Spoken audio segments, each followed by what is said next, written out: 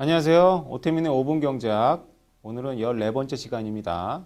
자, 여러분들 책은 93페이지입니다. 자, 진도 빨리빨리 나가고 있죠. 네.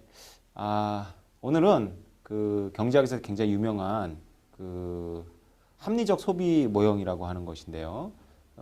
대학교 경제학과 1학년 2학기쯤에 이걸 유도하는 그런 문제를 출제하는 경우가 있습니다.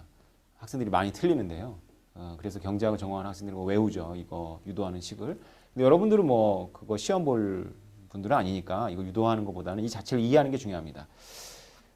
우리가 톨게이트를 보면 어떤 패턴이 있죠. 톨게이트 여러 창구가 있단 말이죠. 요새는 뭐 하이패스가 있어가지고 뭐 좀 다르지만 그게 없었을 때를 얘기하자면 차들이 이렇게 뭐 한 4차선으로 오다가 톨게이트가 쫙 늘어지면 차들이 이렇게 쫙 퍼져나갑니다.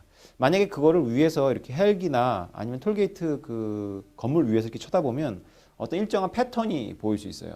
어떤 패턴이냐면 각 창구의 길이 비슷해지는 거죠. 각 창구의 길이 쭉 비슷해집니다. 비슷한 현상을 이마트 같은데 혹은 뭐 그런 대형 마트 같은데 가서도 똑같이 볼 수 있죠. 사람들이 이렇게 카트를 밀고 계산하러 나올 때 모든 창구가 이렇게 있으면 그 창구들의 줄을 비슷하게 맞춥니다. 사람들의 제일 관심은 뭘까요? 운전자라든가 카트를 몰고 나오시는 분들의 제일 관심은 저기 카운터에 앉아 계시는 분들이라든가 톨게이트에서 이렇게 정산하시는 분들에게 내가 일거리를 줘야 되겠다. 이건 아닐 거예요. 자기의 유일한 관심은 가장 빠른 줄을 선택해서 가는 거죠. 그래서 물론 뭐 차선을 막 심하게 변경하면 사고가 납니다. 그러니까 자기가 선택할 수 있는 대안들 중에서 그래도 가장 빠른 줄을 선택하겠죠. 근데 이런 선택들이 모여서 어떤 일정한 어떤 패턴이 나오죠. 그죠? 그걸 경제학자들은 자생적 질서 이렇게 멋지게 부릅니다. 바로 경제학이 탐구하는 가장 핵심적인 탐구 대상 중에 하나가 이 시장이 만들어내는 자생적 질서예요. 동물 사회에서도 보이긴 하는데 뭐 찌르레기 떼가 개별적으로 활동하는데 전체적으로 보면 어떤 집단의 어떤 행동으로 나타나잖아요. 마찬가지로 인간이 모여서 만들어낸 시장이라는 질서가 어떤 그런 패턴을 자생적으로 갖는다는 거죠. 이게 왜 질서냐 하면요. 여러분들이 그 대형 마트의 사장님이란 말이죠. 그럼 여러분들이 어떻게 하고 싶으세요? 창구 직원을 다 똑같은 월급을 주고 있는데 창구 직원들이 비슷하게 일을 하도록 하는 게 생각해보면 가장 공평하다라는 걸 떠나서 가장 효율적이죠. 어떤 사람은 너무 일이 많아서 숨 돌릴 새도 없고 어떤 분들은 막 이렇게 잡지 보고 있고 이러면 안 되잖아요. 그러면 여러분들이 사장님이라면 줄 서 있는 분들한테 이쪽 창구로 오십시오 이렇게 할 거 아니죠. 그래서 그렇게 줄을 맞추겠죠. 그 자원을 카운터에서 일하시는 노동력이라는 자원을 가장 효율적으로 활용하는 방법은 각 줄의 길이를 비슷하게 맞추는 거겠죠.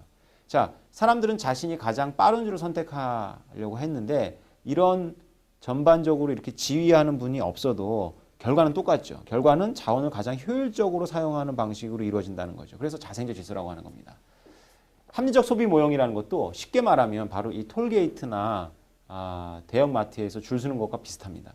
내가 주거나 지난번에 그 소비 캐빈에 말씀드렸죠. 주거나 무슨 뭐 교육이나 혹은 뭐 옷을 사 입는다든가 레저나 오락 여러 가지 내가 소비의 품목들이 쭉 있단 말이죠. 뭐 경제학 교과서에서는 주로 피자와 콜라로 설명하는데 피자나 콜라나 다 먹는 거니까 그런 거 하지 말고 우리가 주거부터 의류까지 쭉 이렇게 펼쳐놓는단 말이죠. 그게 각각의 창구란 말이죠. 여기에 내가 10,000원씩을 투입하는 거죠. 10,000원씩을. 그럼 제일 먼저 10,000원을 어디다가 투입하겠어요? 가장 욕구가 강한, 쉽게 말하면 경제적으로 가장 효용이 높은 데 10,000원을 넣겠죠. 그죠? 근데 두 번째 10,000원도 또 똑같은 창구예요. 거기가 가장 높으니까. 그래서 두 번째 10,000원, 세 번째 10,000원 쭉 넣습니다.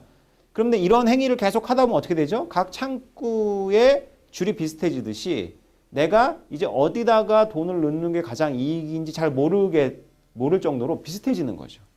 그죠? 내가 10,000원을 갖고 있어요. 이걸 가지고 스키장을 갈까? 아니면 뭐 영화를 볼까? 책을 사볼까? 비슷할 때까지 하는 게 합리적인 거죠. 이게 한계의 모형입니다. 만약에 내가 스키장을 가는 것보다 책을 사는 게 훨씬 더 이익이 크다면 이 돈은 주저하지 않고 바로 그 책을 사는 창구에 밀어넣을 거예요. 그리고 또 다음 돈도 또 책을 사겠죠. 그래서 언제까지 책을 사죠? 책을 사는데 책을 삼으로써 10,000원이 가지고 오는 효용과 스키장을 감으로써 10,000원이 주는 효용이 비슷해질 때까지 넣는 거죠. 여기다가 그 창고에. 이런 모형으로 사람들이 소비할 때 자신이 가지고 있는 돈이라는 자원을 가장 효율적으로 배분한다. 이렇게 이해하시면 돼요. 그래서 그거를 공식으로 쓰면 비슷해 보입니다. X재화를 1만 원만큼 소비할 때 행복과 Y재화를 1만 원 소비할 때 행복이 비슷해질 때. 이 두 가지 재화만 있는 게 아니기 때문에 X재화, 뭐 A, B, C, D 쫙 있는 항목들이 비슷해질 때 이게 각각의 창구라고 생각하고 각각의 창구의 줄이 비슷해질 때까지 소비하는 모형이 내가 자원을 극대화해서 내 행복을 가장 극대화해서 소비하는 모형이다. 그래서 합리적 소비 모형이 되는 겁니다. 자, 이해가 되셨을 것 같고요. 이해가 안 되시면 다시 돌려보시면 또 이해가 되실 겁니다. 다음 시간에 뵙겠습니다. 감사합니다.